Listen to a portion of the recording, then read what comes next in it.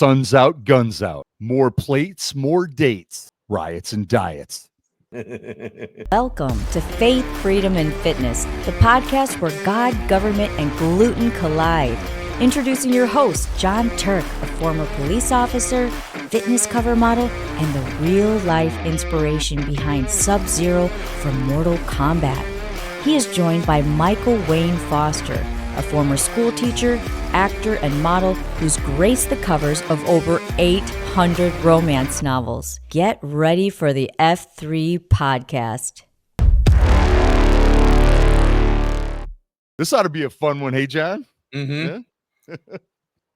All right. Well, it's out of the 4 seasons of California: earthquake, mudslide, fire, and now riot.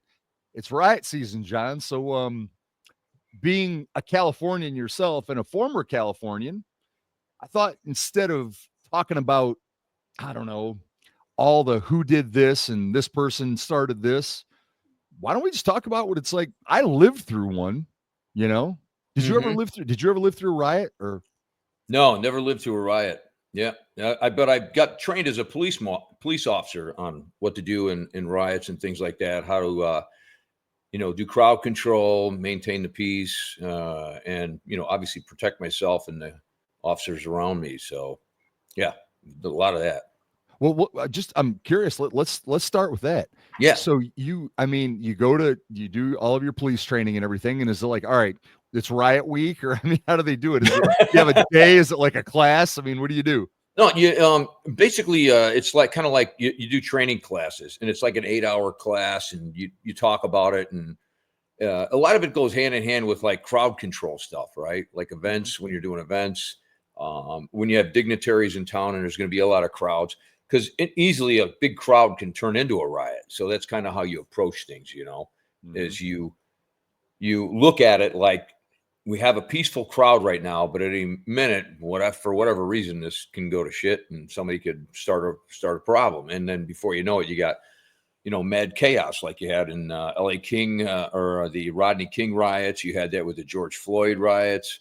Mm-hmm. So anything at any time can go awry. And Chicago's, pretty used to it. They started in the 60s in Chicago when, the whole Martin Luther King thing. They were chucking cinder blocks off the bridge on cars going by on the expressway. Literally just trashing people and cars, and it was just a really bad scene. Did that kill anyone? A cinder block? I was pretty young when that happened, but I think people were killed. But I'll tell you, man, the police then, they were brutal. If you watch some of the videos of that, they didn't hold back at all like they do now.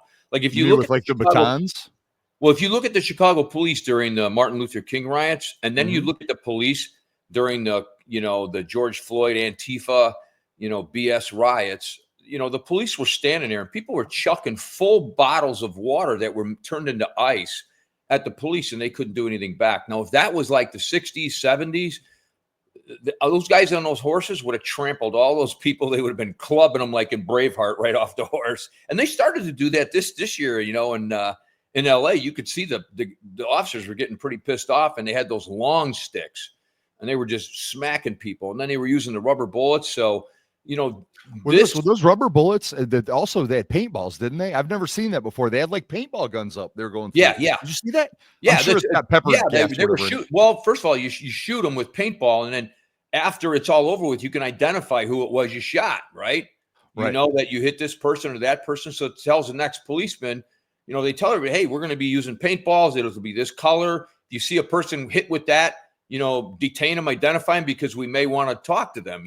They were maybe, causing a disturbance or aggravating circumstances.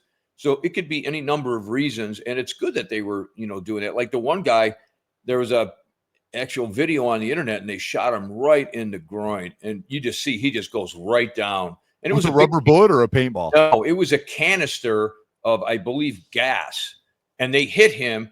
First of all, he took the one canister and chucked it back at him, and then he kind of laughed back to his buddies and ran backwards, and they just blasted him right in the stones, man. And he went down. And I hate to get off topic, but real quick, if you get a chance, can you go ahead and forward me that? I haven't seen it, and I want to. Yeah, absolutely. It's funny. Somebody. I love instant karma. Oh. I know. And somebody made a meme on the internet over it. It's pretty funny too. If I find that one, I'll send it to you. Oh man, But it's that's a guy in great. a hospital bed and he's sitting there and he's eating a ham sandwich and he's like talking about what happened, now how he's getting ready to go into surgery and why he's going into surgery. It was pretty funny. But yeah, I mean, you got really like pretty hardcore crowd control when you got chaos like that. I can see this year the police, just being under Trump, weren't taking as much garbage as they did when, the first riots occurred with, George Floyd and that time. And you knew at that time, I could tell Trump felt like he had his hands tied in a lot of what was going on, especially COVID.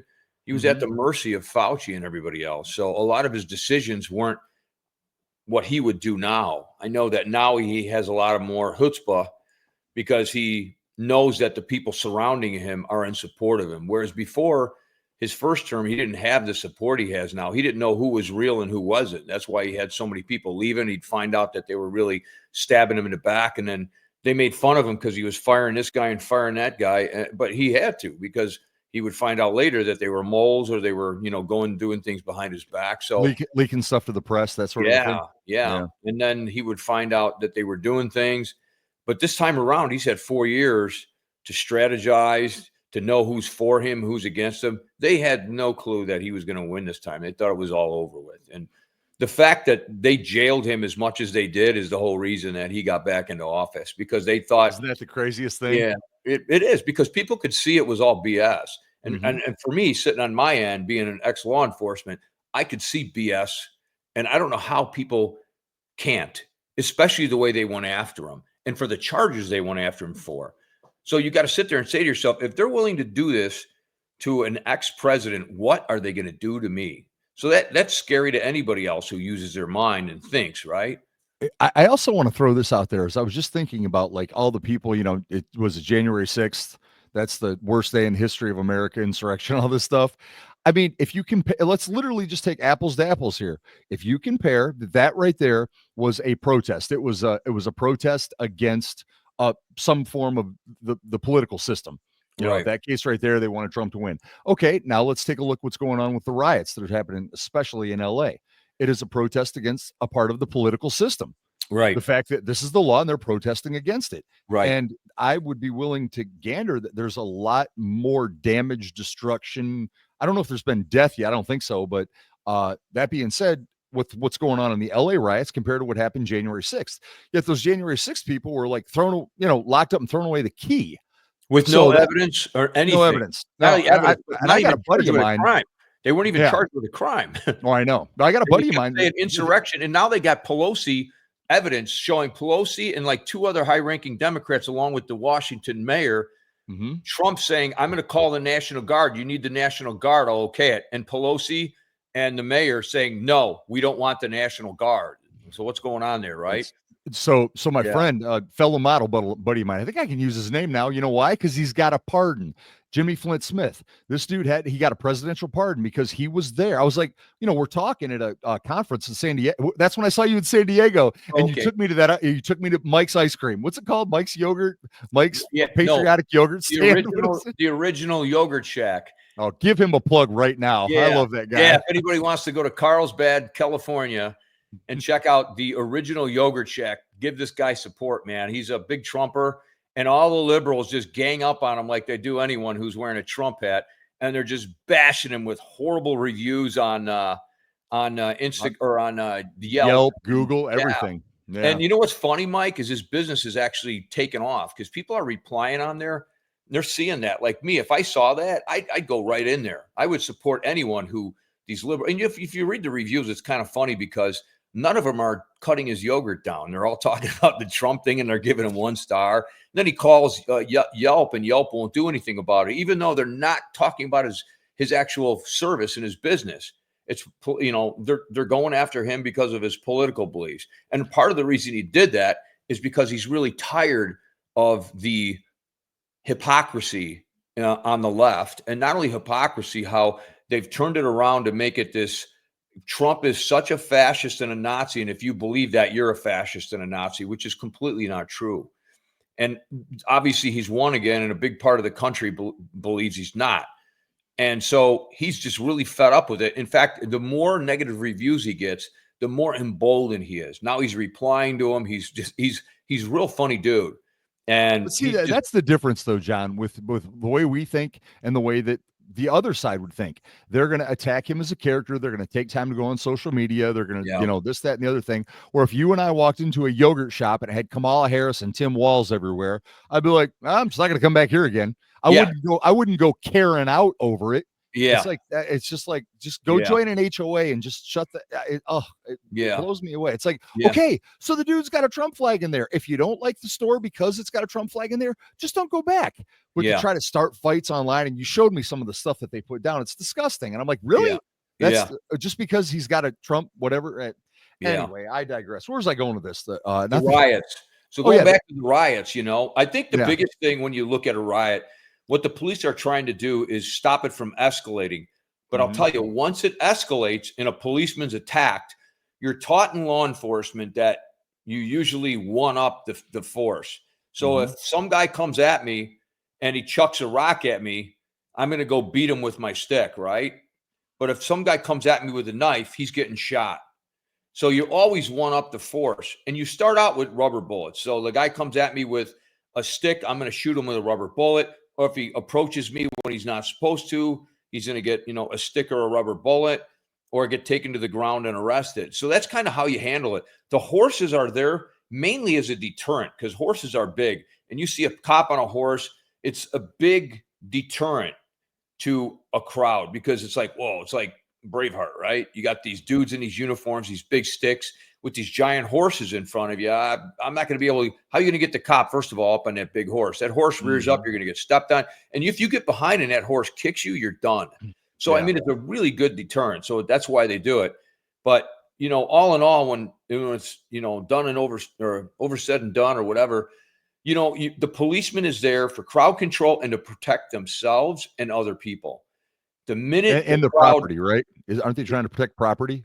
Not so much. You do if you see something and you could prevent it. But if people are destroying the property and you have enough manpower to go grab them, you can. But if your manpower, you're outnumbered and it's a ton of people, what happens with these crowds is once they outnumber you, they get much more emboldened. And if you saw during the George Floyd riots, they would corner certain cops that were just kind of got separated from the rest of them, and they would attack them. And I remember seeing one where this cop was cornered in a building inside this corner, and he was getting attacked. And finally, two of the protesters stood in front of him and told people, "Hey man, you can't do this." So, hats off to them. They were actual protesters who stuck up for the cop. Yet there was 50 people waiting to attack them. So the cop now could lethal force be authorized, I guess, in that situation? So what I would do is I would have my gun out, because if they all attack you at once, you'll die. You don't know the intent of the crowd, right? So if you're in court and you can articulate why you pulled your gun out and you had a reason to believe that you were going to incur bodily harm, you can use excessive force. Now you can use lethal force. Because how do you prove in real life when you got a crowd coming at you that they didn't have, lethal bad intentions? Yeah, you can't prove that. And if I walk out of there, there's a saying with the police. If I walk out of there, I would rather be judged by 12 than carried by 6. And so that's how you look at it. So if a crowd attacks me, and let's say 5 or 6 people rush me, I'm going to shoot one of them. And then I'm going to see what happens. And if the crowd goes back, one of them's gotten shot. But if they keep rushing, I'm blasting away at all of them. You know what's crazy, John, is this is exactly when I realized that high capacity magazines were actually where they, because you're out in LA long enough, like I was. It's like, what do you need that many shots for? And it's like, you just need one for a deer. I mean, that was the mindset of those people out there. Right. But I'm thinking to myself, it's like, what would I need 100-round mag for, other than the fact that I just want one because I can have one? Yeah. And then do you remember those? I think it might have been Michael Brown, whatever it was, the riots in St. Louis, where they ripped down that neighborhood's wrought iron gate, and they were going, and the dude was outside with an AR, and his wife's swinging around a pistol wildly or whatever.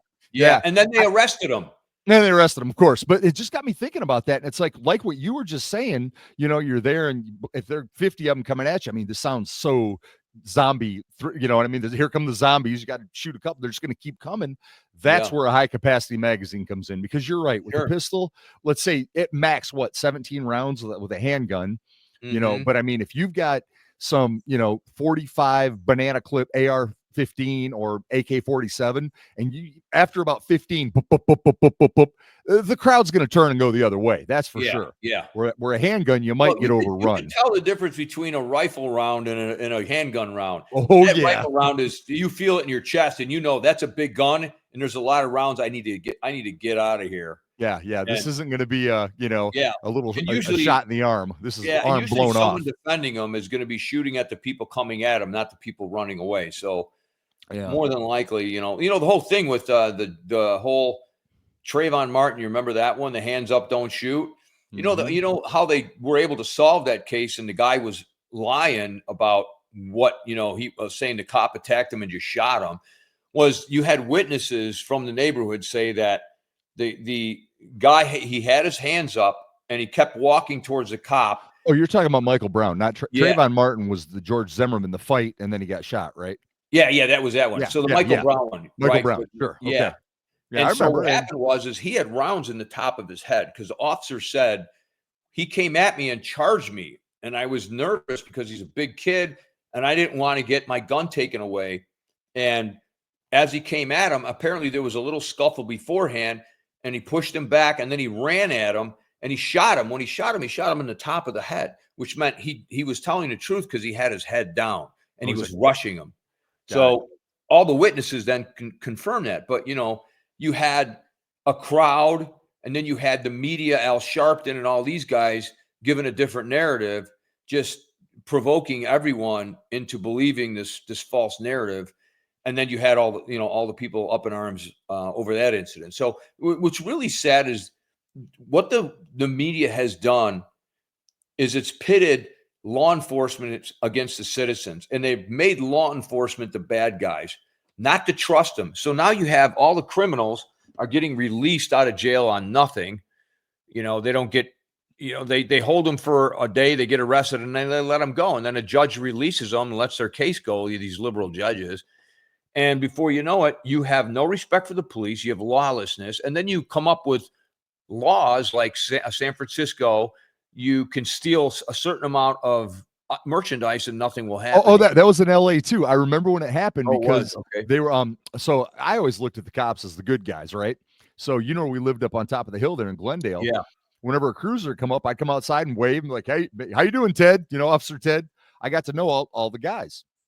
And they would come up and tell me stories. And they asked me one time, we were up there just talking, and he was like, "You heard about the new law that was passed with the whole under $1,000 and it's a misdemeanor?" And I was like, "What are you talking about?" He's like, "They can just walk in and they're just grabbing stuff," which, now it's funny that this is happening. Even down here in Alabama, I went to a Home Depot looking for like a weed whacker, and they're all behind cages. And I'm like, "Why is it locked up in a cage?" Like, because people come in here and take it. I'm like, and they're like, "Oh, and they can walk out and we're not allowed to touch them." I'm like, "You're not allowed to what?" Yeah. So they literally, if you walk into a Home Depot and get your hands on a weed whacker or something like that, you can just walk out and they're not allowed to stop. You can just walk out and leave with it. It's unbelievable. The point of it is that's what was going on in LA, is that people would literally, the cops were telling me, they would walk in with a calculator out, figure it out what's under $1,000 and walk out and just take it. Yeah. Yeah. And I witnessed it in San Francisco when I went. Julie and I were there, and we had parked by this park right near, we were in Fisherman's Wharf. And it was, I believe, right after COVID. It was like 2021 or 22. And I was in a CVS, I believe, one of the pharmacy stores. And I looked over, and this kid was just loading this cart up with stuff. And then he just walked it out the door. And I said, "Ma'am, did you see that? The kid just took all that stuff." And she goes, "Oh, yeah, we can't stop him. We can't do anything." I go, "What do you mean? You want me to go get him? I'll go grab him." She goes, "Oh my gosh, don't." She goes, "They can take up to," at that point, I think she said $1,200 worth of stuff, and they can't do anything. You can't arrest them. You can't fine them. You just let them go. And I said, "What kind of law is that?" And she goes, "Oh, we got some goofy laws now." She goes, "Where did you park at?" I said, "I'm right by the park over there." She goes, "Just go back to your car and make sure there's not a homeless guy sleeping in it, because if he breaks your window and goes in, you can't do a thing." I go, "What are you talking about?" She goes, "You just got to leave him alone. You just try to get him out of your car, call the police, which they'll never come."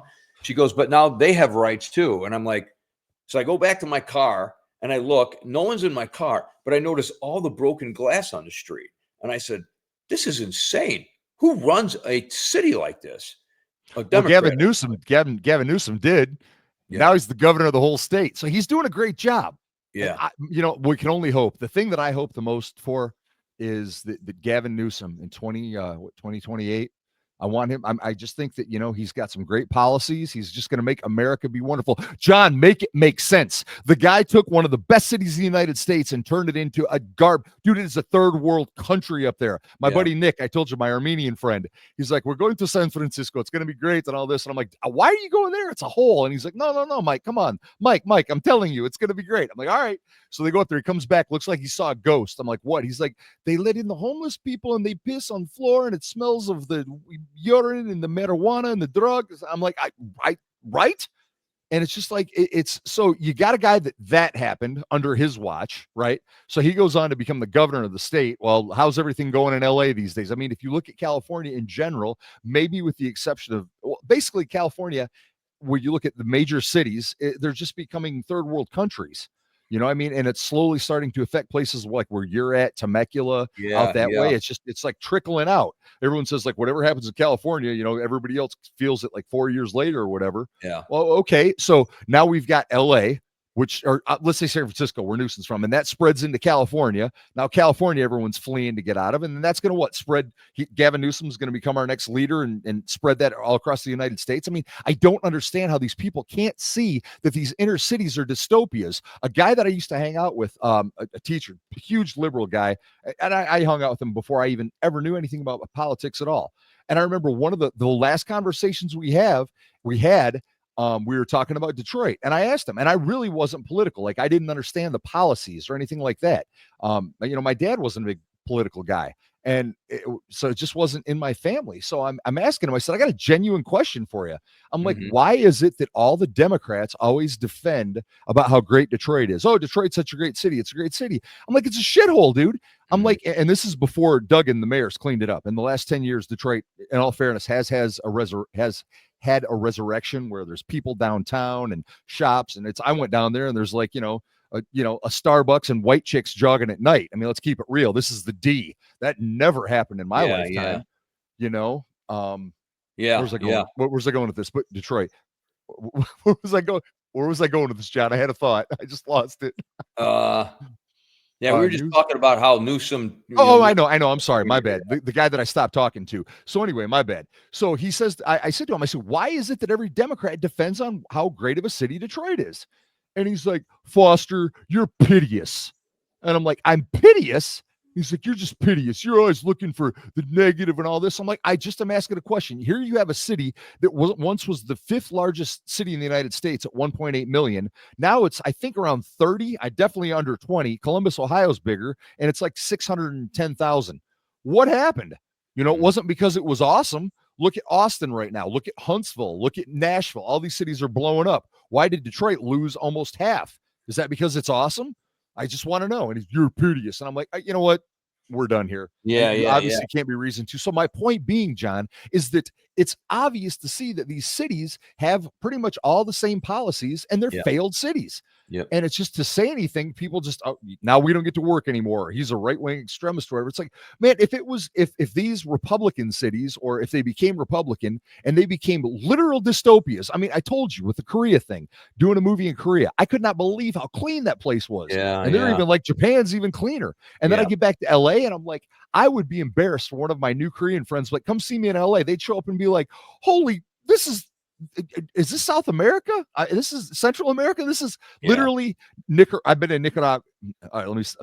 Nicaragua, Panama, Mexico, Guatemala, and every place that I went to, I was like, not. I mean, there's nice parts, but it's a third world country.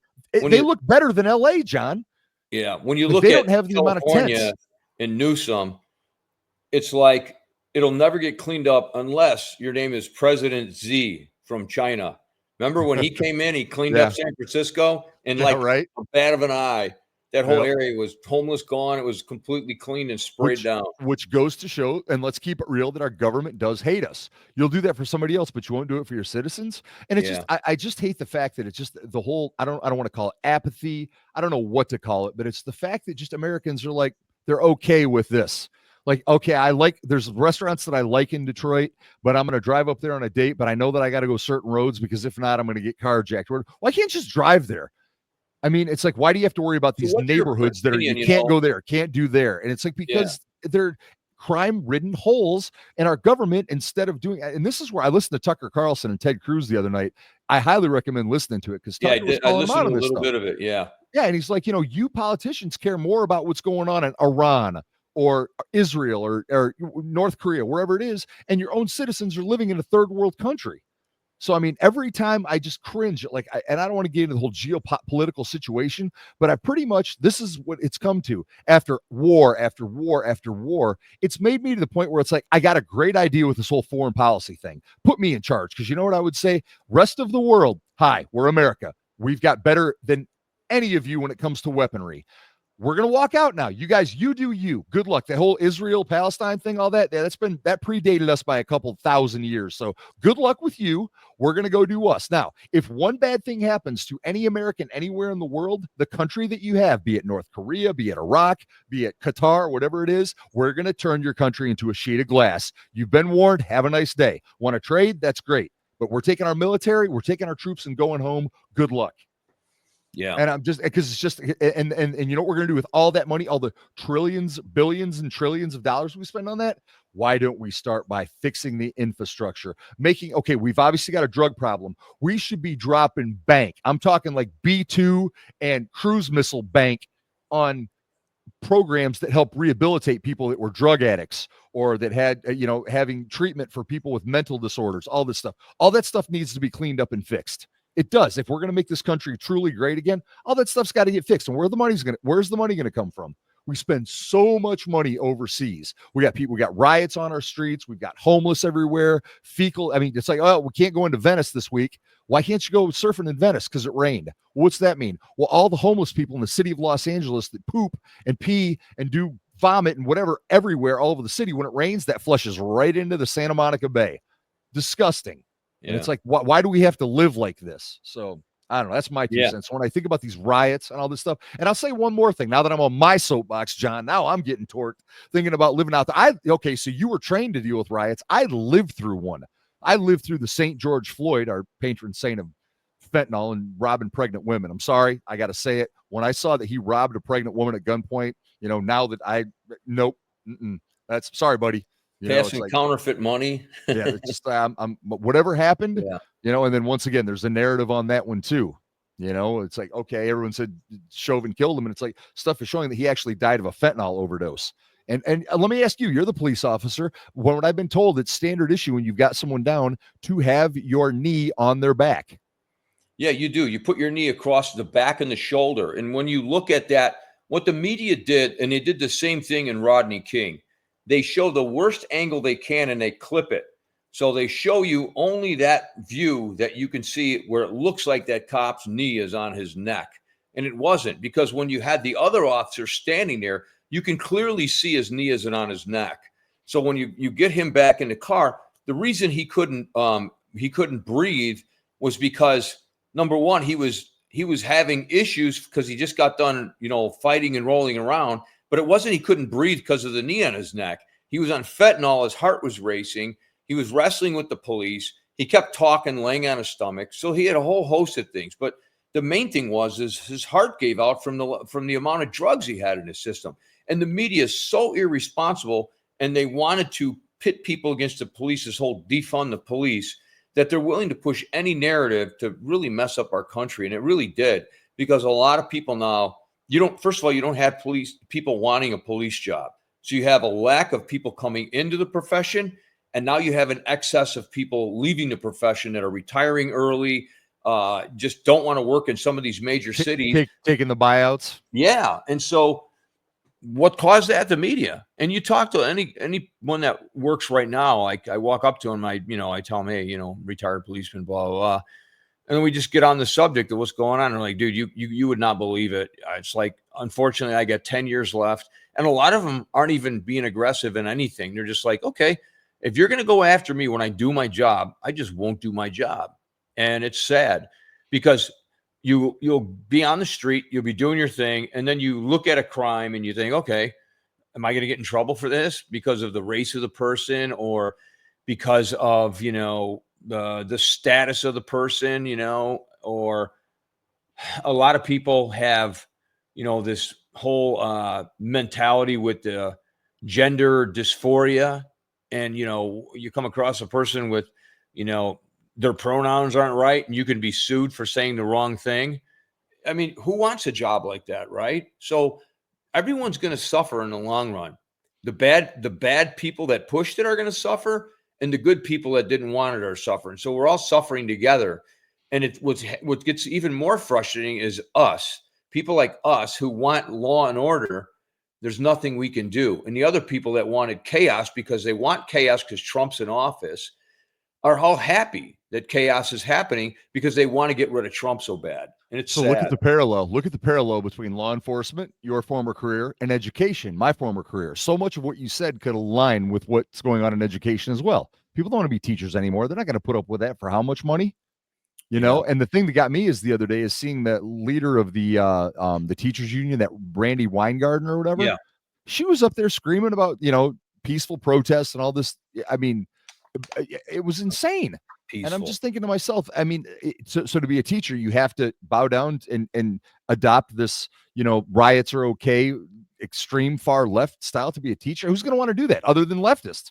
And then we wonder why all the stuff that happens in the schools happens in the schools. Mm-hmm. It's unbelievable. So, I mean, you're dealing with, as a police officer, you're dealing with the worst of the worst. Well, our schools are progressively getting worse. Again, this is stuff that if anybody was like, no, you're wrong. Okay, let's take a look at where we were before the Federal Department of Education in 1980, where we ranked in the world and what we rank in the world now that the government took control of education. One thing I'm going to say before I do it, give it back to the states. If Alabama wants to teach, football and Jesus in that order, then that's what Alabama's going to do. If California wants to teach that every little boy and girl is a dolphin or a transgender and there's rainbows and unicorns everywhere and that homeless people are, our special friends, then have at it, man. That's cool. I'm just not going to live there. So what do you think the end game is here with these Democrats and what they're promoting? I'll tell you exactly what I think. Now that you asked me about, I'll just take a look at Nicaragua. That's what happened there. Okay. And I'm going to say this, and I know it's going to be offensive, but that's kind of the mood I'm in right now. Karina's mom would tell me stories about the riots and what happened in Nicaragua right before the revolution. So for those of you that aren't aware of what's going on, I'm going to kind of put it in layman's terms. There was a dictator that was a son of a bitch, but he was our son of a bitch that was there. Karina's parents were a doctor and a nurse. They actually were the anesthesiologist for Somoza, the dictator. So they were considered, government. And their life was good. Life was good in Nicaragua as far as people that worked, had nice things. And there was that class that didn't want to work. And I'm like, well, what'd you guys do for them? Well, if they don't want to work, then who cares? So we're here. I don't want to work. You've got every social system in the world that at least you're going to have a life living in a, whatever. Assisted housing, a trailer, whatever it might be. You're not going to starve to death. The government's going to give you something there. It's like, no, you're done. So you better get a job or you're going to die, Yeah. So then that's when Jimmy Carter came in there. And like I always like to say, I've never seen a Democrat that didn't, just love a communist dictator or a Marxist dictator, or a socialist dictator. Let's go there. Right. But yeah, so they come in there and Carter basically stopped giving him weapons. Karina's dad told me a crazy story once, how excuse me, thank you. I was playing Call of Duty, so that's how I know a lot of weapons. And I was asking him what weapon they had, and they had the Israeli Galil. And I was like, oh, that's one of my favorite guns in Call of Duty. He's like, yeah, well, we had to go up into the mountains and I'd have to dig a hole and bury it. Like, why'd you go bury a gun? He's like, we didn't have any more ammunition. So we were hoping that sooner or later the United States would send us more ammo, which never came. So, there's again, we can go off on a whole geopolitical thing with that and the impact of the region and Panama's involvement and the Contras and all that stuff. But, the bottom line is that it was a nice enough place to live until there was a communist Marxist takeover by the Sandinistas. And now I'm sorry, it's just, it's very poor. And what happens is the reason it's so poor, it'd just be like here. I mean, okay, you know what? It's not just like here. It is here. Look at California. So you've got normal people there, you and me, whatever, doctors, lawyers, actors, guys that drive truck, garbage men living in Los Angeles. And now there's all these riots by, and I'm going to say it, the bottom of the barrel of society. If you're going to go out in peaceful protest, welcome to being American. I'm right there with you. Right. The minute you don't like somebody else's political stance, no matter what it is, if you start attacking them, now you're a communist piece of garbage, in my opinion. You talk about fascism and all this stuff. You're a Marxist. You're a Marxist agent of destruction. Right. So But no what bueno. do you think the end game is for everything they're So- pulling now? So what I'm taking the long way to get there, but but the point of it is this is what happened in Nicaragua. They got the bottom of the barrel stirred up, riots, all this stuff. People with jobs, people with educations, they all got the F out of Dodge. They bounced. So what's left over? All the jackasses that you see out there protesting in LA right now. Imagine if you just had a country full of them. Or Luke Wilson in Idiocracy, where he's like the only smart person alive. It's like you're all a bunch of idiots, but there's a couple of them walking around like, well, Like we're smart, but we from can't New York leave. all over the whole country. Escape from New York or the whole country. So what is the end game to that? Control, brother. If you've got people completely, that need the government to support them, that can't wipe their own asses. I'm sorry, this gets me upset. Like seriously, unless you have some incredibly physical or mental disability that you cannot work, it's time to put the old bootstraps on. You might not have the greatest life in the world, but you're probably going to be able to find a single wide somewhere and at least have ramen noodles if you try and work hard. But if you're just completely dependent upon the government, look at COVID. What did it attack? Walmart was open. All the big chains are open, but not the mom and pops. Why? Because mom and pops, individual small businesses that aren't government or government subsidized, can gently raise the middle finger and tell them to have a nice day with a Coke and a smile. And the government doesn't like that. It wants people to be subservient. These big corporations, hey, it's Pride Month. We all have to have Pride Month. Hey, it's Juneteenth. We got to do Juneteenth. Hey, it's the 4th of July. Got to take the 4th of July. Whatever. The government is in control of what you do. So to have these absolute bottom of the barrel people, just like in Nicaragua, doing what they're doing in California right now and all the terrible things that are happening, it is driving out the money. It's driving out the education. And those people are just going to dwindle away. At least they're not going to be here in our utopian state of Marxism. And what's left over? A bunch of people dependent upon the government's teat. Right. That's what you got. And you're willing to have a bunch of violent people be part of your movement. Like, I wouldn't want those people to suddenly be like, yeah, we're rabid. Now we're, conservative. Or, well, I'd be like, no, y'all stay over there. We don't want you. Where the Democrats seem to be fine taking these people that are just, and I'm not saying the Republicans are, like I said, I don't say that I'm a conservatives. If some conservatives had horrible people, I'd be like, I'm not cool with them. But it seems like you can have the worst of the worst, and every Democrat's like, they're cool. No, they're not. I think you're right, and I think what the next stage is for our country, and you can just see it coming, is you're going to have basically not necessarily a revolution, but you're going to have major riots all over. You're going to have pretty much a civil war because each side is so divided, but more and more people are seeing what's going on. I just hope that more come over to the right side, the red pill side, than what's out there, And if it does end up going that way, I could definitely say that the Democrats and a lot of the Republicans are in on it, right? Because if you're not solving it, you're in on it, or you're just stupid and incompetent. And I think that there's a lot of Republicans in on it too. And the end game is to get everyone else fighting, so we're not looking at them. And then what they can do is come in with martial law and stop everyone, and then put everyone on lockdown. Then you start rationing food and doing all that stuff. And before you know it, our democracy, as they keep calling it, is gone. It's really I really don't want their democracy. They kept saying it's a threat to our democracy. If that's your democracy, y'all can keep it, man. I don't want it. I do not want your democracy. Hey, since you brought it up, I have to ask you, John, and I do apologize for my ignorance. The actual definition of martial law, is it just you have to stay inside your house? It means that the police are now replaced by the soldiers? Is that, martial law? Usually what happens is the military comes in when you get martial law.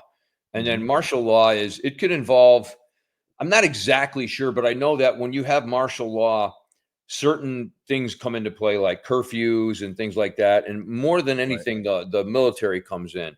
And also, it's kind of like you have a dignitary will come on TV, someone high up in the government, and say, this is what's going on. Military's moving in. You can't do this. You can't do this. There's a curfew.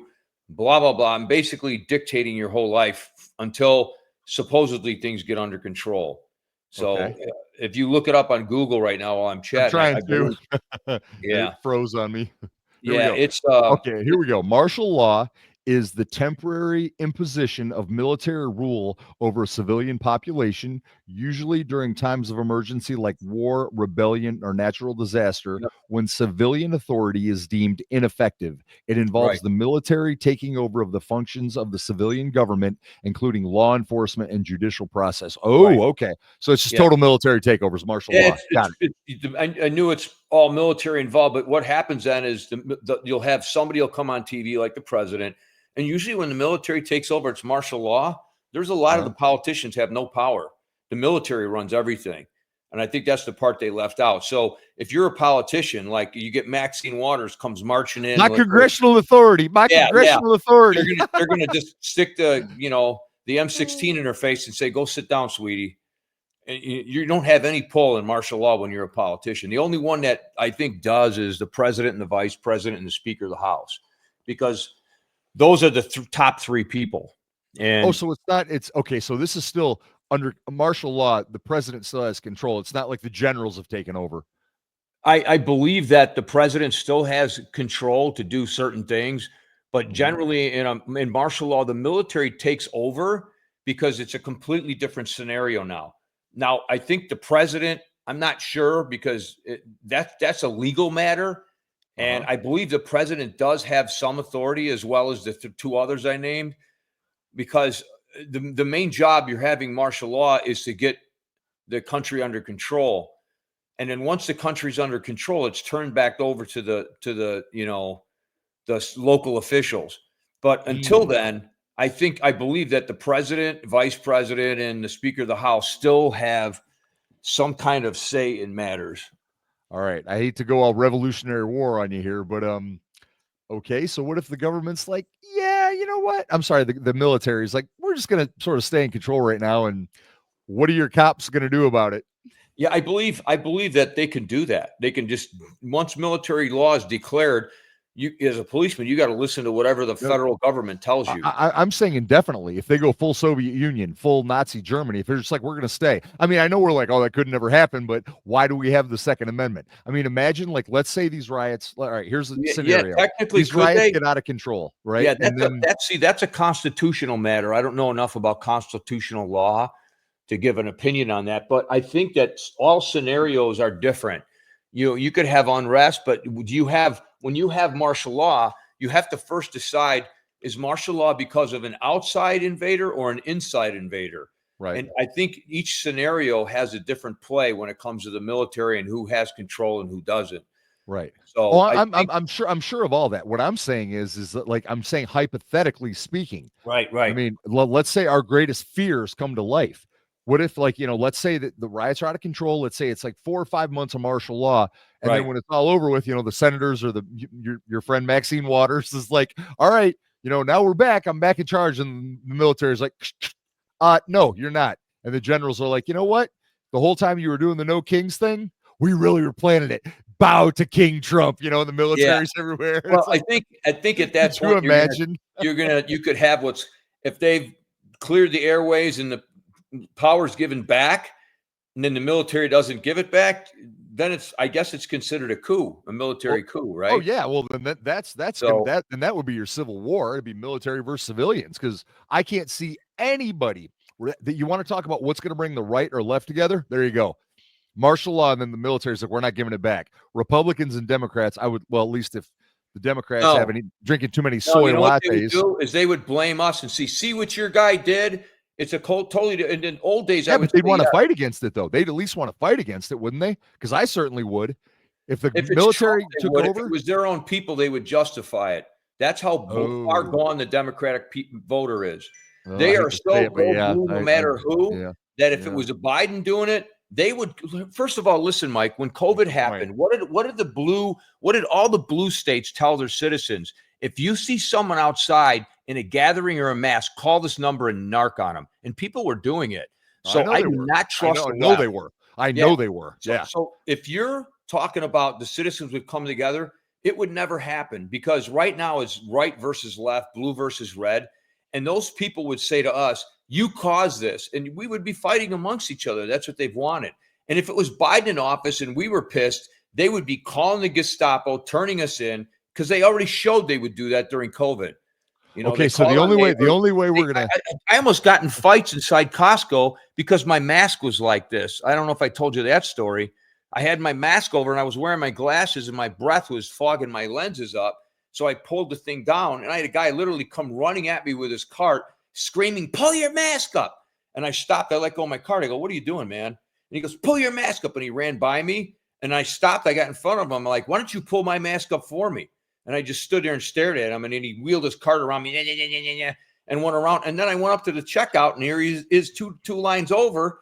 And I'm staring at him. And he says to me across two lines, what are you staring at, with his goofy ass mask on? And I said, what are you going to do about it?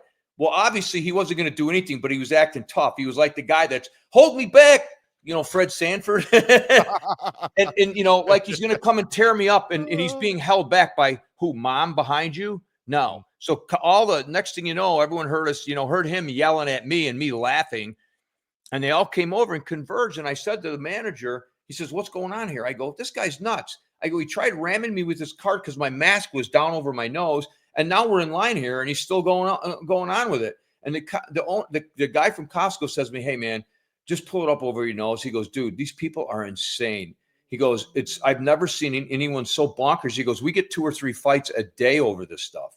And it's the left. They are completely nuts. So going back to what I was originally saying, it would never happen. We would never come together because these people see it. It's us against them. No, I got one. Their side and their government any day over you and I, and they would say it's your fault and it's your guy that got us into it. Or I totally agree. Versa, they would say you're going to listen to Biden because he's right, and that's how it would be. No, you're totally. I couldn't agree with you more. But you did see one loophole here, though. I got a loophole. So you were saying these people would never work with us and all that stuff, and logic says yes. But if Trump did go full dictator, guys like us that did support him, I would fight against that. If it was a conservative or a Republican that started doing, the whole military takeover or whatever, there's absolutely no way I would stand for that. And that's where the left, because it's Trump, they'd want to attack anyway. It's the ones that at least be. Yeah, I guess that would be the one time we get together, because it's like, I'm not going to stand for this. I don't care if it is a Republican, and the left, like, it is a Republican, they're evil. So they would definitely want to fight that. But you're right. The other way around, if it was a Democrat that went full commie, I would absolutely stand up to that just as fast as I would as a Republican. But all the Democrats would be like, no, you need to listen to them. This is right. This is good. Yeah. Just like you said with the masks.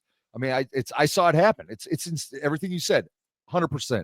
It's disgusting. Mm-hmm. And it's stuff that I thought about, and I'm sure you did too, when I was a little kid in the 80s, thinking about the Soviet Union must be horrible. Imagine having neighbors that turn in neighbors and all this sort of stuff. They did it during the Holocaust. Jews were turning in Jews. Absolutely. That's all stuff that just didn't even register with me as Americans. Yeah. And we saw it happen. This whole, calling into the police because you don't have a mask on, that's Gestapo stuff. Yeah. It's disgusting. Yeah, it's crazy, dude. And then the hypocrisy of the Democrats, Gavin Newsom, Nancy Pelosi not wearing their mask. And then did you ever see the video of them saying, okay, get ready? And everyone throws their mask on. They have this big conference and then it's over with and they'll rip the mask off real quick. Did you ever see that? I did see that. And again, outright just scumbagness of it all. Again, if that was Republicans, wouldn't you say something about it? Wouldn't you be upset about it? Sure. Absolutely. And so would I. I mean, in a New York minute, but on that side, it's just like, I think that the only thing that's going to bring Republicans and Democrats back together again is if the Democrats really start calling out their own. Like a Republican will call out their own if they're acting a fool. Yeah. I truly believe that. I know I would. And you just don't see that. That's why it's whenever they do a vote in the Senate or the House, about it, Mike. Every Democrat votes the exact same. There's no dissonance at all. Ever, well, that's why I'm not a Republican anymore. I don't like any of the Republicans. That's why I'm a Trumper. Because Trump is shown. You're full MAGA. Yeah, well, think about it, all right? Here's what people don't see on the left. When both sides attack one guy and they weaponize the government and the law enforcement against him, what's going on here, folks? Somebody's going against the grain, and Trump has already been president 4 years. He didn't put blacks back in chains. He didn't cause World War III.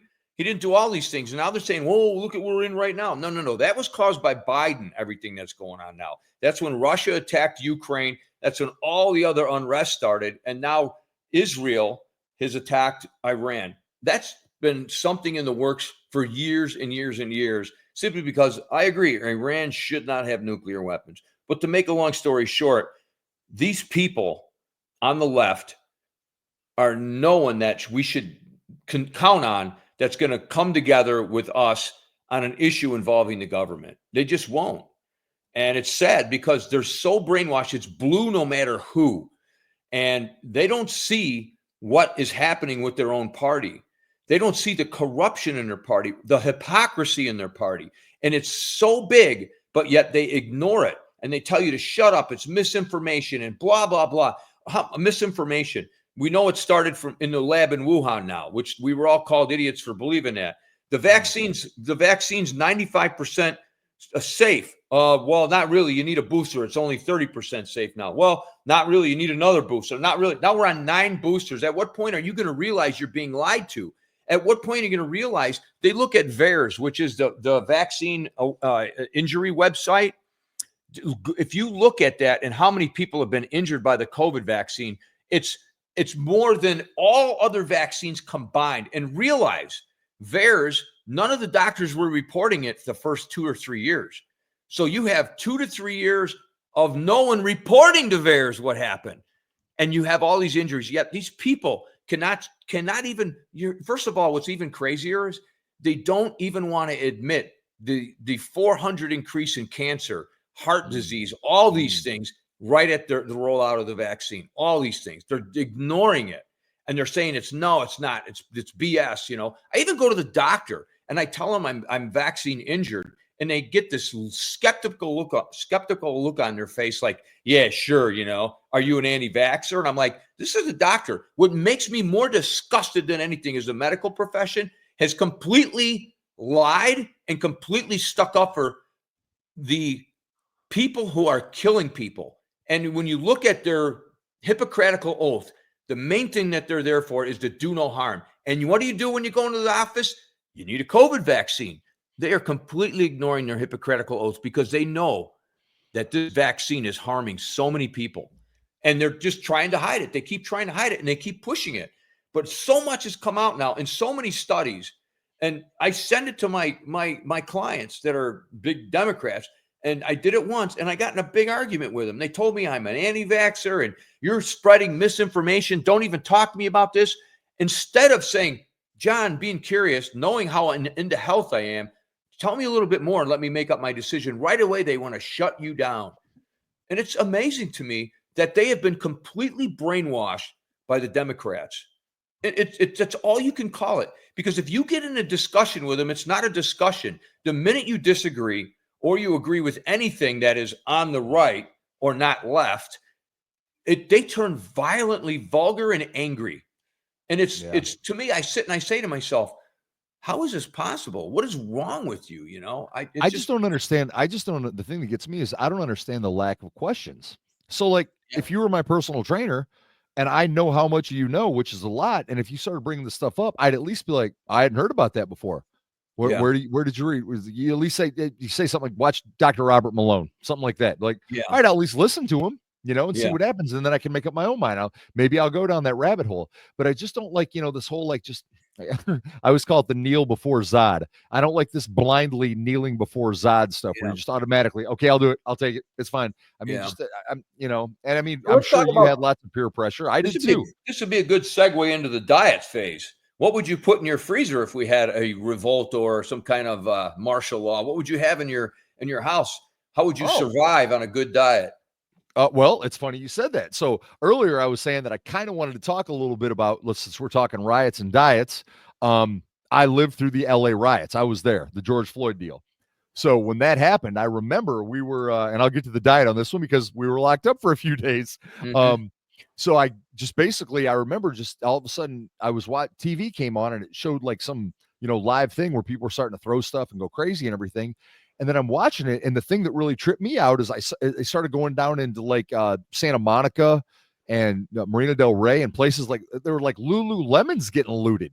And it's like, okay, I'm conditioned with riots I've seen in the past. Let's keep it real. It's always in the hood, you know? And it's like, now it's like in bougie places that like, oh, I've been to that restaurant over there. It was weird. And then it cuts to like Glendale, and like downtown Glendale, you see all the Armenian guys out in front of their stores with shotguns. And I was like, oh, this is happening. It got me laughing. I almost bought a shirt the other day. It was great. It said everybody and it was a picture of a big building with a Korean guy on top of it holding an AR. And it's like, everybody wants to riot until the rooftop starts speaking Korean. Yeah. Yeah, they were doing that in LA. The Koreans were getting on a roof shooting people. Yeah, that's exactly what happened in the Rodney King 1992 riots. Yeah. But anyway, so that was happening. I'm watching on TV as this thing started to escalate, all the Armenian markets with guys outside with shotguns. I'm like, oh, this is getting, and then of course I become totally obsessed. I get all the news things, and then it becomes a full-on riot. And they started rioting, doing it was the George Floyd riots. And I remember that because then all of a sudden, they're like totally like it's curfew, everybody off the streets by 4:30, blah, blah, blah. They locked it all, even in Glendale. And I was thinking to myself, I was like, the good news is I'm at the top of the hill, and they are going to have to fight through a large neighborhood of Armenian people that are all packing. So I by the time I'm going to be the final boss, but they're going to have to make their way through a lot of folks that are not going to want them there doing what they had tended to do. Yeah. But the point of it is going back to the diet part. So whatever was in the fridge, that's what we had for 3 days, because I wasn't going anywhere and there was no Uber Eats, none of that. Yeah. So what did I have, John? Well, at all times, I make sure my freezer is stocked with plenty of red meat. So there you go. I knew that was in the making. Hey, actually, because like I always say this when I go into like GNCs and I look at the reduced, they always have like bars like 25 cents or whatever. I always tell the manager, it's like, every viable ecosystem has bottom feeders. Well, that's me. So when I used to go up to Ralph's, which is Kroger all the time, or Lenny, my Persian buddy. Why are you going to go to the Ralph? They have the fresh fruit. If you go to the John's Market, so I go to the Ralph, and they always have like, because Armenian people are, a lot of them, all right, for the most part, let's say it, they're pretty bougie, so they're not going to ever buy anything reduced. And I'm like, well, you're telling me that steak right there is normally $18. You got it on sale for $4. And it's just, all I got to do is go home and throw it in the freezer and it'll be fine. I'm in. And yeah. Kaz I do at Sprouts all the time. I was telling you, I buy all their grass-fed beef when it's marked down halfway off, and I just stock up on it and throw it in the freezer. Stock it in the freezer. Dude, Kaz used to get so mad because we shopped at the same Ralph's. He's like, they had tri-tip today for $1.50 for like 6 pounds of it, and there weren't any left. I'm like, yeah, man, because I got them all. He's so mad. He hated me. But check this out. So do you know when you go there, they always have those individually like plastic wrapped filet mignons with bacon around them? You know what I'm talking about, right? Dude, I swear to you, as God is my witness, those were $0.25 a piece. I literally got, how many did I get? When bacon was $1.31, I got 71 pounds of bacon. But that's a true story. I did. Yeah, I went over there. I'll give you that. So you basically, you had half a pig in there. Oh, it was amazing. I walked up and they just had this gigantous pile of bacon on the reduced area in the cooler. And I was like, what the? I walked up and I looked, and it's like $1.31. I got them all. I had 71 Oscar Mayer 1 pound of bacon. I had no, I'm not done yet. I had 18. They were super. I think they were what? They were 95 cents. I had 18 Jimmy Dean breakfast sausages. Oh yeah, dude, it was. I walked up to the cash register lady, and she just looked at me, and I'm like, there's no way I'm not going to eat this. And she's like, that's a good point. But have you had your cardiac calcium done? Not yet, but I probably should. Get it checked out, buddy. Yeah, probably good idea. Simple test. It's $99. Your insurance will probably cover it. You go in there 3 minutes. They do an X-ray of your heart, and they can see bless you. You can see if your arteries have calcium in them. And do I have to go to my primary doctor for this? Yeah, you could. Yeah, just call up your primary doctor. You can even send them an email and say, hey, is there any way I can get a cardiac calcium done? I'm in my 50s now, and I think it'd be a good idea. All right. So it's your cardiac calcium score. Ask Karina about it. And then, they could find widowmakers. They did it on 2 of my buddies back in Chicago. They would have been dead within, they said, the next, few months. But they went and got it done. So I had, my score was 0 because I ate meat a lot when I was a kid, but I ate a lot of chicken. It's meat, but it's nothing like, really fatty. Like, I don't do well with the leaner cuts, like the sirloins and the London broil. Filet, flank, that kind of stuff. Yeah, you know what though? But a flank steak, flank is very lean too. But the fillet has a pretty good marbling of fat in it, so I can't even eat a Really? fillet. Yeah, if you look at it, start to pull it, and you'll see all the fat in between it. Interesting. That's how you can tell a meat. You pull it apart, and you can see how much marbling is in there, because a lot of times it's compacted, Mm-hmm. and like a fillet is a more compact meat, whereas a ribeye isn't. So if you look at it, it looks really mushy and soft, right? But a fillet is really packed hard, and that's why you get that cap or whatever it is. And a sirloin is usually the leanest one. That's the one I can eat in a London broil. London broil is just a little tough, but there's a little secret to cooking that, and it's garlic and olive oil, and it makes it much more tender. And cut it across the grain. Yeah, exactly. Yeah, that'll help your cause. Okay, diet part. Well, going back to my extremely cheap fillets. So that's what we lived on. We were eating filet every day. We didn't have a garden at the time or anything, so green vegetables are really what was left in the fridge. I had some green beans in there; those tend to keep for a while. And the good thing is, and back in the day when I wanted to start my what do they call My Patriot Supply, I had this idea back in 2012. I think I told you with having a meal replacement type situation, but in the doomsday arena. Yeah. So Karina, what she did is when I owned the supplement store, we used to have all these samples. I don't know if I told you this, but all my buddies come in like, bro, can I get some samples of protein? That could be like 5 or 6 different, you know what I'm saying? The bottom feeders, just like myself. Right. So they would, Karina would come in, my wife at the time, girlfriend, and she'd start grabbing all the weight gainers. And I'm like, okay, I don't know what's up. What are you doing? And she's like, think about it. She's like, if things go sideways, all I need is a shaker of some water. And I'm like, that's brilliant. Yeah, totally. So that being said, I always whenever I order a tub of protein, I make sure I got 3 more just in case, Yeah. So I just have a sea of protein here, and I always keep. I don't eat oatmeal, but I always keep a lot of it because it stores pretty well. And that's another thing too. If when in a pinch, packet of oatmeal, water, protein powder, and then throw in a scoop of natural peanut butter, and that's basically you got all your macros right there. So that was so the point being is for I think it was 2 or 3 days. I think it was 3 days total that we didn't really go anywhere. We were good to go, just because I rely so much on the freezer and my protein powders. What about you? Yeah. I got a boatload of canned fish and canned chicken. And so I got tons of sardines, the Pacific fresh caught sardines. I got tons of fresh caught salmon in a can. And I got a ton of the Kirkland chicken. It's really good, even though I'm sure it's not the best.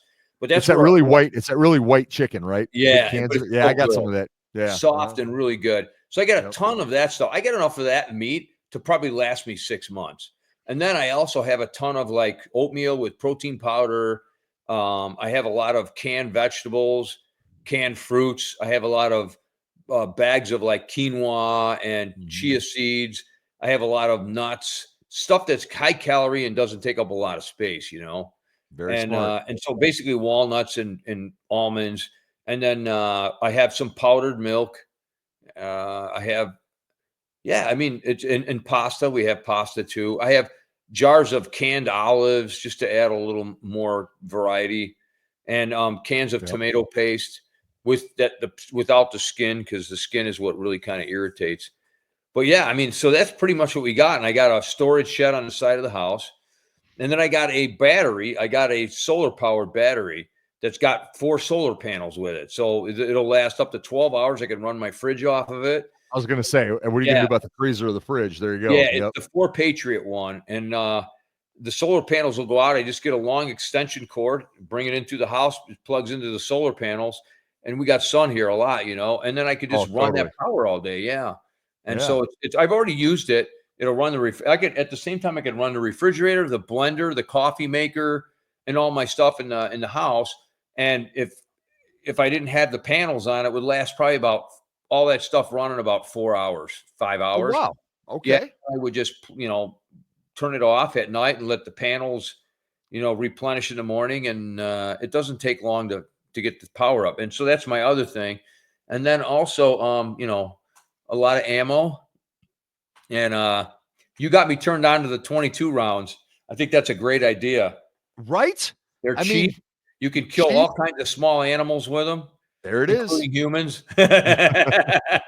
It's crazy. Dangerous. Did you know a 22 is a really dangerous round?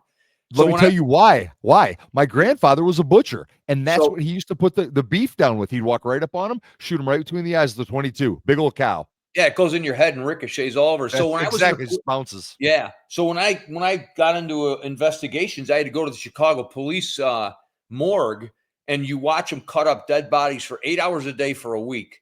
And the guy came in. Is that part of the job? You had to do that?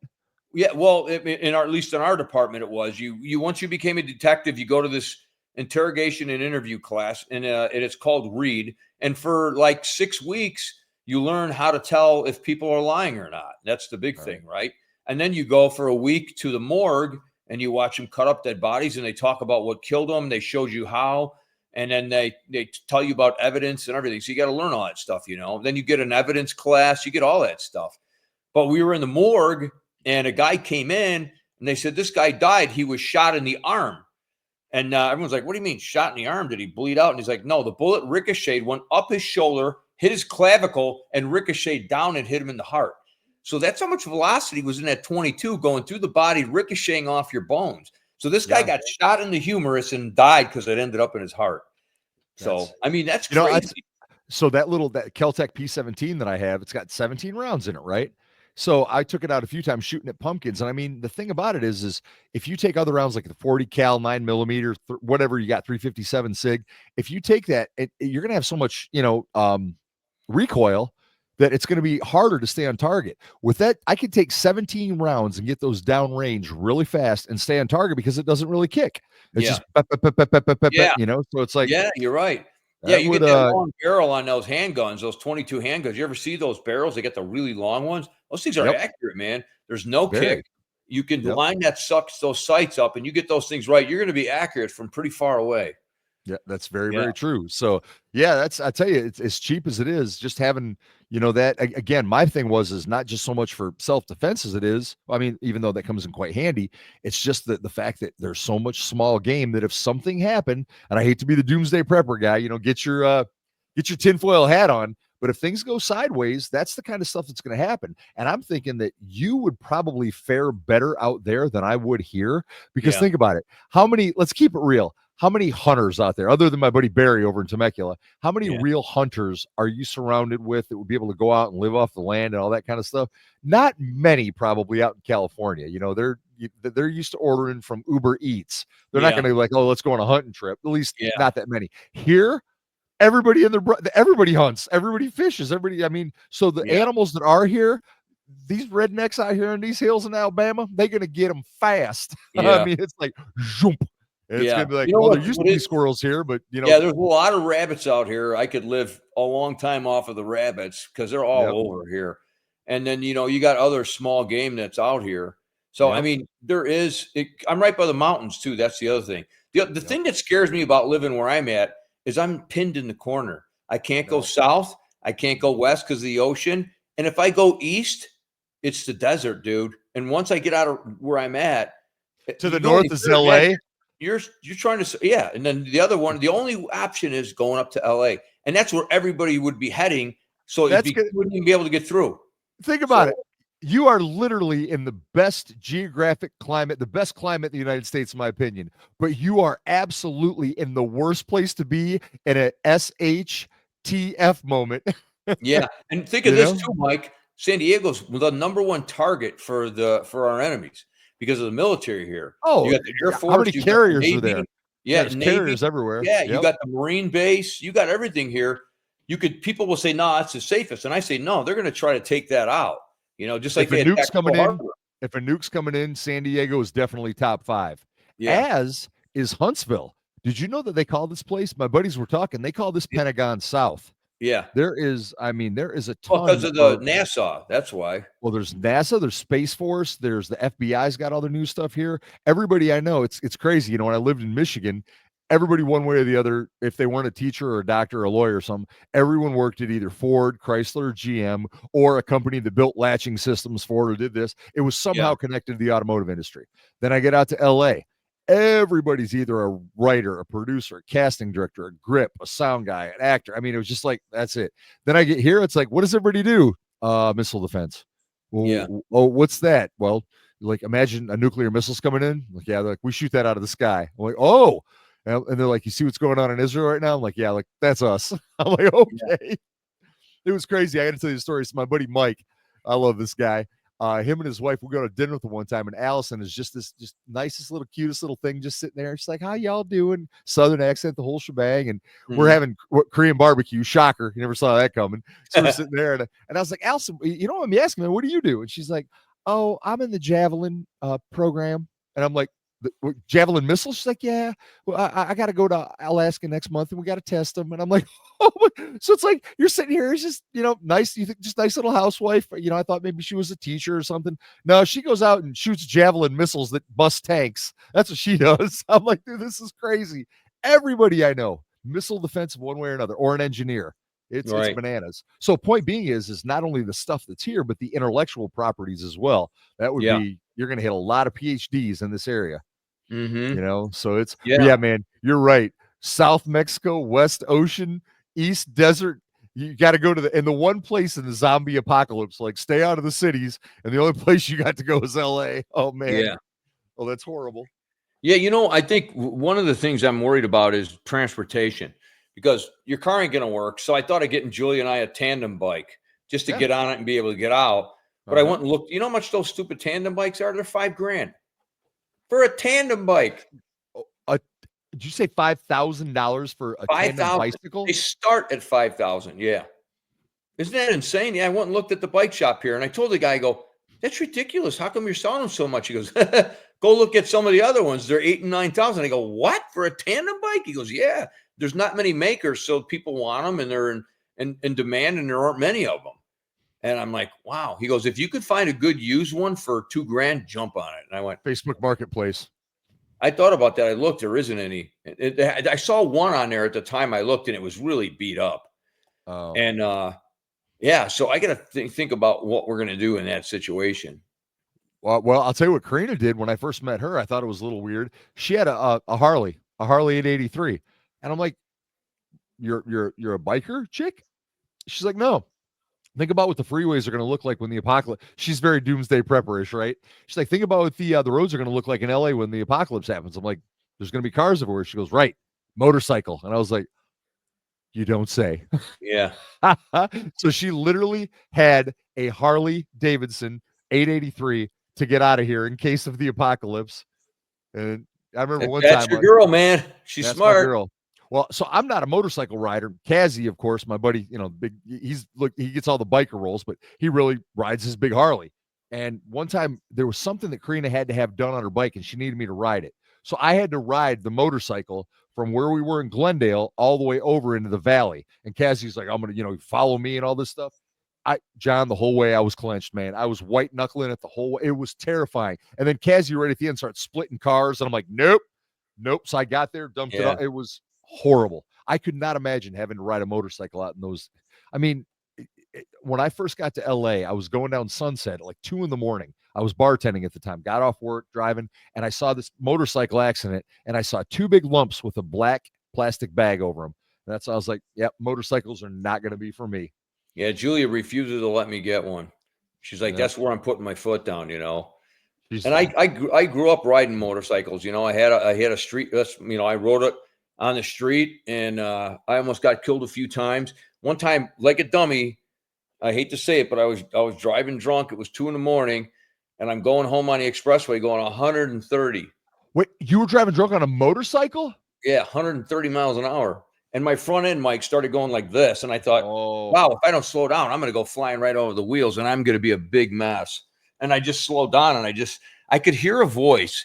And I don't know if it was the voice of reason or if it was God. I didn't really believe in God at that point. So I'm thinking it was my voice of reason. But I think it was, when I look at it in hindsight, it was God saying, slow down.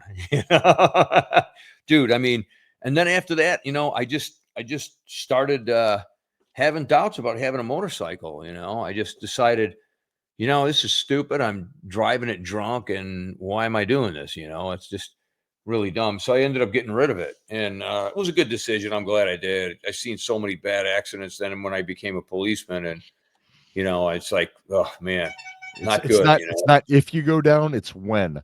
Yeah, it's I dated a girl, and I was there when her cousin passed away on a motorcycle. He took off at a light, went flying, and lost control. And he was right at the beginning of a viaduct where a big bridge was, and he flew off the bike. He hit the concrete divider and flew headfirst into the metal pole and was killed instantly. And I just saw what it did to that family. They were wrecked. And I just said, I got to get rid of this motorcycle. Yeah. And it was a smart move. My dad was always worried. My mom was worried. Everybody was worried except, hey, I can handle it, Sure, you can. You can handle it, but the guy driving it hits you is the one who can't handle it, right? That's where the problem starts, is the other people on the road, not necessarily yourself, unless you're drunk, of course. I mean, and now with texting, imagine people worried about people texting while you're driving that. You've got no protection. Nah, no thanks. No thanks. Yeah. Well, since we did say this episode is going to be riots and diets, we did talk a little bit about the diets. I just want to finish with this last question that I want to throw at you. Just want to think, how's this whole thing in LA going to end? Let's actually address the riot at hand. Okay. How do I think it's going to end, and what's going to be the end game of it? What's going to happen? I think it's already it died down, didn't it? I haven't heard much about it lately. Yeah, I think what's happening is they realized between Atlanta, LA, and I think a couple other cities, they were the only ones that got violent and rioted, and they realized that, I think, number one, there were paid players involved causing all the disturbances, and they did it in the major cities they knew would get airtime. But all the other places, like when we had them here, like where I live, it's a retirement area. It's all old people, and there were still some old people picketing. And I'm just laughing at these old people, and they have no clue what's going on. You know what the problem is with them? What's that? The problem is with them is I was listening to Tim Pool was talking social about media. This. No alternative. It's just saying, all they watch is legacy media. So they are your CNN, MSNBC. That's all that they watch. Yeah. So you've got the older ones that are just uninformed for the most part of any other anything that's going on other than the narrative. And then you've just got a bunch of younger anarchists. So that's what you got. That's why, half the stuff that the boomers, we'll call them the boomers, go along with is just because they're uninformed. I mean, the way they would have thought 10 years ago, 20 years ago is nothing like this crazy stuff now. There's no way you could. I mean, it was proof. There's no way somebody like Biden back in the 80s, the 90s, and all that would have been okay with all this trans stuff, or they'd be okay. They got him on tape saying that. Yeah, saying all the same things Trump's saying now. They got Hillary on tape, Biden on tape. They got Obama on tape. They got Clinton on tape saying the exact same things Trump's saying now. It's so hypocritical. It's unbelievable. And yet these people on that side, the voter, will not and refuses to see it. It's crazy. It's crazy. So do you think that the riots are going to start back up as soon as something happens? Are they going to start back up again? Or do you think do you think they've just come to the fact that it's like, all right, ICE isn't going away. What are we going to do about it? Just let them kidnap people from the stolen land? They're going to tire out. Trump's not going to stop. But what they're going to do is they're going to keep finding other ways to get people to be at each other's throats. And eventually they're going to find the right one that's going to last. And eventually you're going to have complete and utter civil war. I think it's going to happen. Yeah. It's just obvious it's going to happen. And there's going to be something because they don't want Trump in office. They're going to try to do whatever they can to turn over the apple cart. And each time you look at it, they're doing it, Yeah. They're trying to sabotage him on every move with the courts and all these lower level district courts blocking Trump's legislative rulings. And just like, this Garcia guy that they brought back from, I forget what country, El Salvador, brought him back. Oh, here, yeah. The Boston man. Yeah. The Boston family man. Yeah, the Boston family. Abrego Garcia. He's back? Well, he's in jail. They brought him back, and they brought him back because the Democrats were screaming at him to bring him back, and then they did, and they arrested him right away for child trafficking and something like RICO charges for, child trafficking. Yeah, that's what he was doing. Human trafficking, not child trafficking. They said he was a human trafficker. So now he's in jail. So, these people are. It just. I just could not imagine starting a riot or attacking police officers or destroying buildings or looting, whatever it is that they're doing when things go sideways over a human trafficker. I mean, MS-13 gang member. Right. And I mean, and the thing of it is from what I gather, that Homan and Ice and all of them are not going after, Juanita, the lady that cleans your house, or Carlos, who's working the grill at the local, taco truck. They're going after actual criminals. I mean, first. Now, are they eventually going to be coming for Carlos, the taco truck? Yes, probably.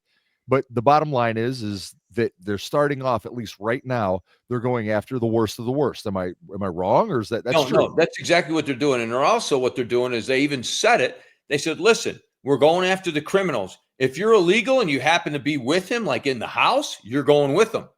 They said, we're taking everyone that's illegal wherever we go on any kind of scene and when we're going after criminals. So that's where they're trying, the media's playing this stuff up. Look at they're not going to show them taking away the criminals. They're just going to show them taking away the people that were also at the scene who are illegals. And the bottom line is illegal is illegal. I don't care what you say. I come from an immigrant. I come from a Muslim immigrant. Listen, I'm all for it. Round them up. I saw what my dad went through when he came through the door the right way. Now, it's like cutting in line, right? Are we going to let these people cut in line because the Democrats want them here and millions and millions in droves of illegals to vote for them? That's exactly why they did it. Of course. Everybody knows that it's nothing that's new, right? Yep. I mean, I've told you before, she didn't meet her dad till she was like 5 because they came through the right way. So I know her mom gets fired up when they talk about, people that come over here, illegally. Yeah. Knowing that she had to go through the process legally. Oh man, so it's like, some people think that like just because you see, the crazy ones out there being like, oh, let everybody come here. Not all Hispanics think that want there's a lot. Here. There's a big Latino contingent that is completely pro-Trump that wants him to make sure people come in the right way. And listen, I come from an immigrant. I listened to all the lies they said about Trump going after Muslims. It was all lies. But I'll tell you this much. If there's a Muslim out there that's committing crimes, terrorism, arrest them, throw the key away. If they're coming in here trying to get in here illegally, arrest them, deport them. I have no problem with that. That's why it's not asylum. You are illegal. There's no other way to spin that word like AOC and Maxine Waters and, all these other morons are doing, they're asylees. Did you ever see that video of Homan just ripping her to shreds? Oh, yeah, I did see that, yeah. The best. And then at the end, when she goes to say something and he tells her the law and what you have to do so you don't get arrested, and she's like, yeah, what can you say? It's the law. I mean, it's either we have laws or we don't, That's just it's unbelievable. Well, anyway, as usual, we've been getting heated up lately, huh? This is it's a good reason to get heated up, man. This world's screwed up, bud, and I don't know where it's going from here, but yeah, but we know how it ends. Yeah, right. Yep, we've read the book. yeah, exactly. So, all right. Well, we're going to thank Ultimate Windows and Doors Huntsville. Check them out at ultimatewindowshuntsville.com. They have A+ rating by the Better Business Bureau, have installed over 100,000 windows. And Justin Leonard, justin-leonard.com. He did all these amazing graphics for us. And vjdwebworks.com. If you need a professional, affordable website designs, hosting, security support, cool website simplified. Johnny boy, good times. Absolutely. As always. Sign us off, buddy. It's your turn. Oh, no. Oh, no. I do the intros. You do the outros. All right. I'll do the outro. Besides, you got it memorized like a monologue. All right. Stay faithful, stay free, and stay strong. We'll see you next time on the F3 podcast.